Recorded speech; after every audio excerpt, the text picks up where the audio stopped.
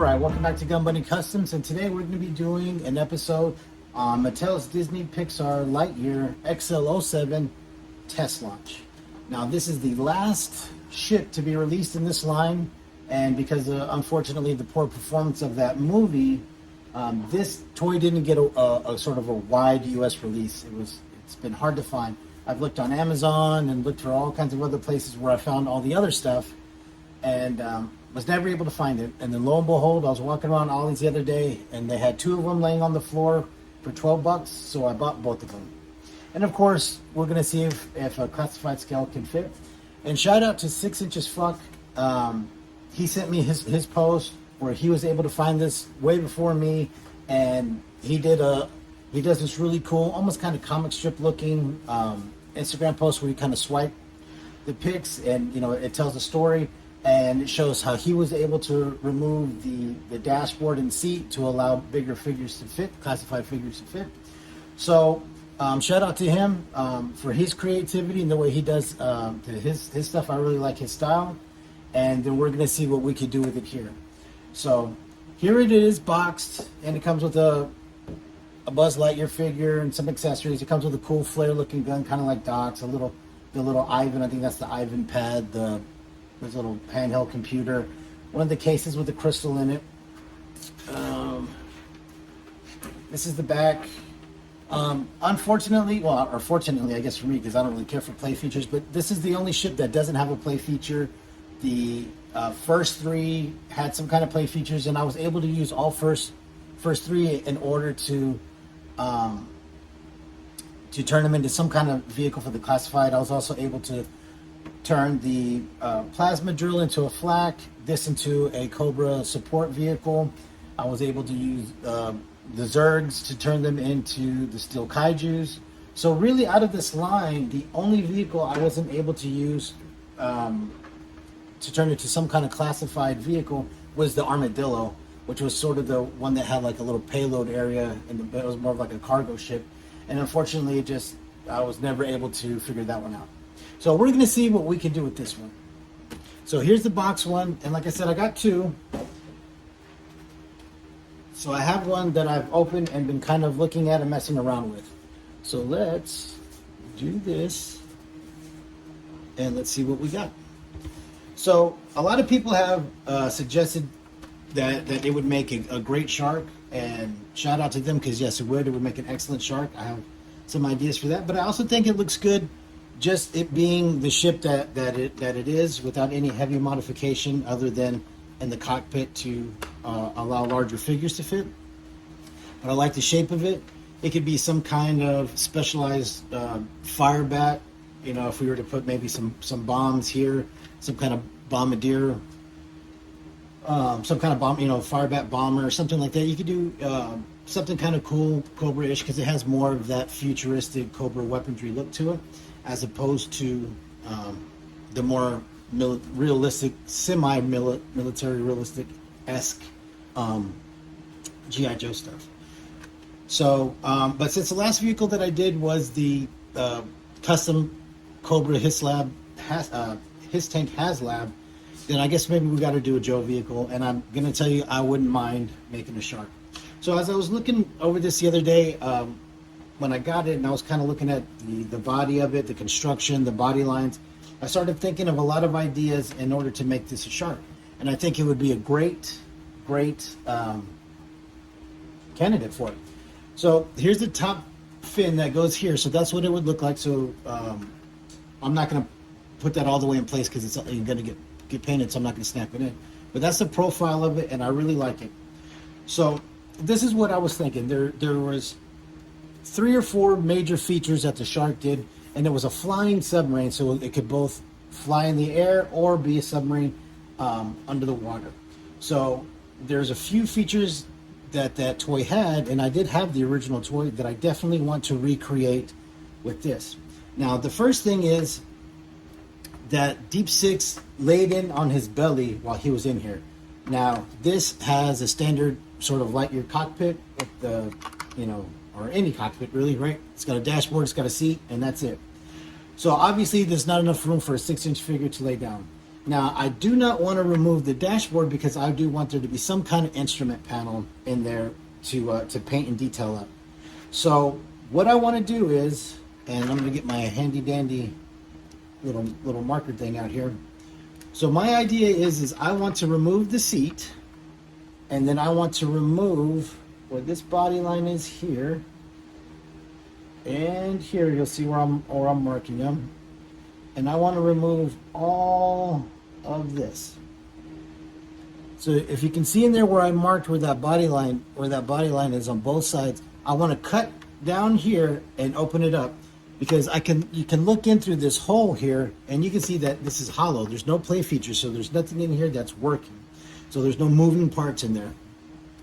So what I want to do is I want to cut that open to allow a figure to fit all the way in, and then I want to take this seat and I want to cut it right here, remove this portion, and then lay this portion down flat, kind of modify it, so that would be sort of the chest pad or whatever that he would lay on instead of him just laying on a flat floor. So then that way he would kind of arch his back up a little bit, so he'd be looking a little bit more straight on into the instrument panels. So I want to do that with the cockpit. So we're gonna have to figure out a way to remove the seat, and according to 6 inches fuck, it's possible, because it snaps in here and then 2 places in the back. There's 2 friction posts under here, and it snaps in there. So I've already removed the tab that goes here, and so now we just got to figure out how to get the rest of it off. One thing that I don't like about it is that the glass here, it's held in by this portion here, which has a metal rod that goes across, which you can't take out, right? Usually with the other ones, they just kind of snap in, and I was able to snap off. But I did notice underneath here, if you look in here, it's held in with these 2 tabs. So I'll be able to heat this up and remove this, because I don't want to be dealing with that while we paint and deal with construction, because you can see it is a separate part. So we're gonna remove that and open that up for us, and also that way it gives us plenty of access in here. Now, one cool thing about this is that it already has its landing gear. So like I said, it could either fly or it could be a submarine. Another thing that was really prominent is the weapons. Now, on the original, it had 2 flaps, one on either side of the, one on either wing, that would open up, and there was these 2 guns that would kind of come out. So I want to recreate panels that open up, and that can that I'll put some weapons in, as it opens up, so then that way you could have some kind of defense. Now, on the original one, they opened up front way like this, which I think for it being a airship and a submarine, that would create a lot of drag, both in the air and then in the water, right? So we want to make it a little bit more hydrodynamic. So as I was looking at this, at the body, I didn't want to just cut a hole or cut a random square into the body and then try to mimic a body panel or anything like that. So I was looking at the body panels that were on there of what could be used, and I came up with a couple of ideas. One, you have this long panel that goes from here all the way down to here, and then all the way back up. So what I would do is I would cut in on these body panels, so then that way it still has the original shape and makeup of the ship, and then create some kind of hinge system to where these would lift up from the front, and then it would expose the weapons underneath to be able to shoot. I don't know if I like that, because it's kind of long, and it's kind of long and thin and kind of funky. So what I do like is I like these body panels right here, this one. And you can see we can follow this line to here, here, and all the way across. And it actually has these sort of little kind of tab handles like they were supposed to open up. So what I want to do is I want to open up this body panel right here. And so my thought is that I don't want it to open up from the back. So we're going to take this body panel here. We're going to cut along this line, these body lines here that I'm marking right here.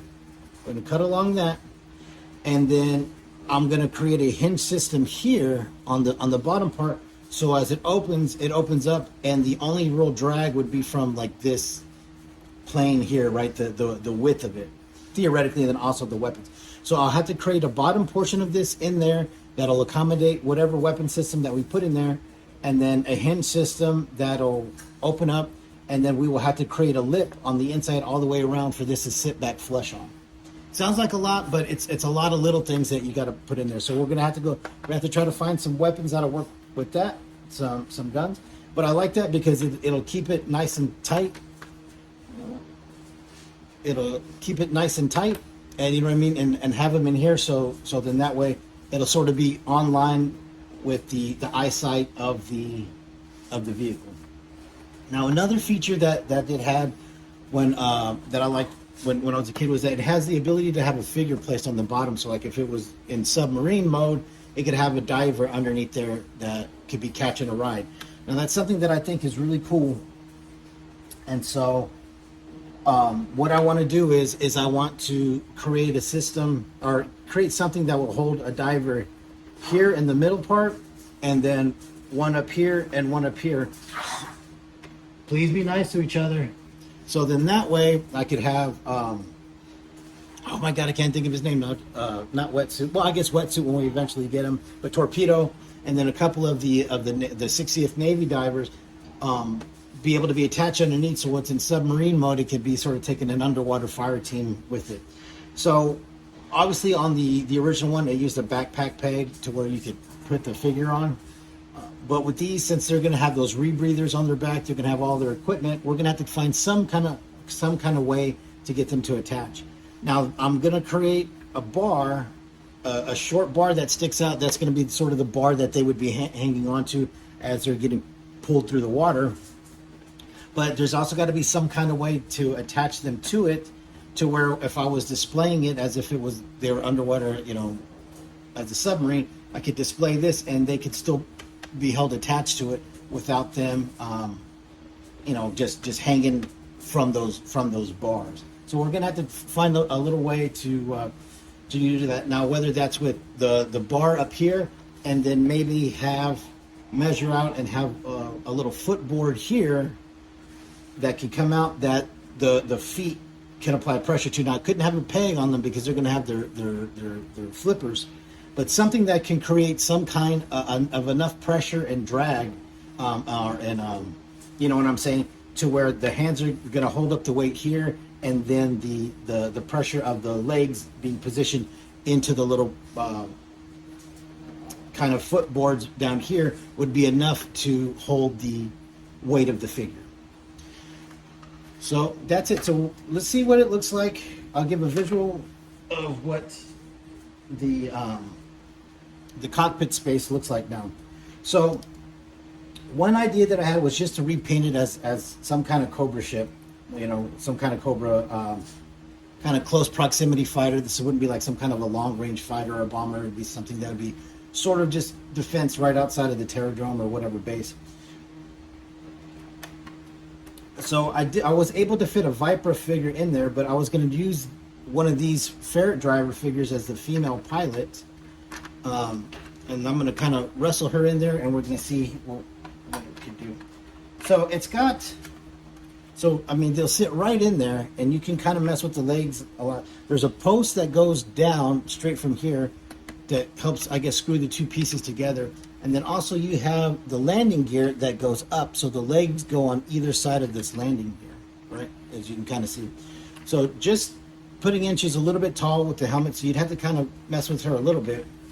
And so, like I said, since we're not going to be having them sit like this, it's not going to matter for the Sharc. But if you're going to use it just as some kind of, like I said, close range jet, then if you want to get it, then I would suggest doing what 6 Inches Fuck did by just removing this piece here, and then you'd be able to put, like I said, a much bigger figure, because you'd be able to bring their legs closer to their body, and then it'd be able to close that in. So if you're not looking to take any kind of interior pictures, which I don't, so to me, if I wasn't trying to make a Sharc, then that's all I would actually do. So once again, shout out to 6 Inches Fuck for his post. But that's it. I mean, I think it's a good toy, good quality toy. I think it's a good base to work with. Unfortunately, I think the vehicle customs from other lines, I think that sort of area of customization, I think is not going to be as prominent as it has been over the last couple of years, where we were always trying to find vehicles to fill that void. And I've done a lot of videos on there from both the Lightyear line and the WWE line from Mattel, but just other vehicles and stuff that I found, Barbie vehicles and stuff like that, in order to fit. And then I've obviously used the HM Armed Forces tank a couple of times. So since now that Hasbro's actually producing, officially licensed G.I. Joe stuff, I see these alternative lines kind of going down in popularity, because the price you're going to pay for these, and then also the shelf space that they take up, is at a premium, and you're going to want true G.I. Joe licensed Hasbro products on your shelf, just like I do. But there are going to be some things that I don't think we're going to get, just because of they can only produce so much stuff for so long. You know what I mean? I don't think we're going to get the complete run from 82 to 94 or any of the other stuff, because eventually, I mean, with vehicles, we are going to run out of space. But I think this is going to be a great project to make a Sharc. I think it's a great base and it's a great toy, and we're going to see how far it goes.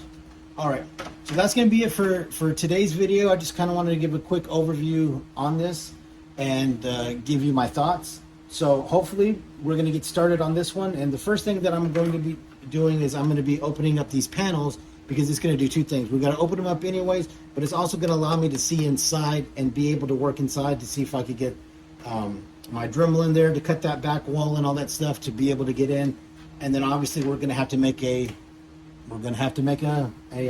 deep six. Now, I don't want to make the big blocky one. We're going to have to make some kind of one that can obviously be posed in there. And I got a couple of ideas, and I was thinking about even using the helmet that comes with Lightyear. It's more of an astronaut helmet, but it would kind of look like the helmets from it reminded me of the helmets from like Abyss, with the rebreather and all that kind of stuff. So I might be using a combination of that and other parts to make it. All right, well, that's going to be it for today. Thank you for watching. Don't forget to like and subscribe, and check me out on Instagram at Gun Bunny Customs, and we'll see you next time.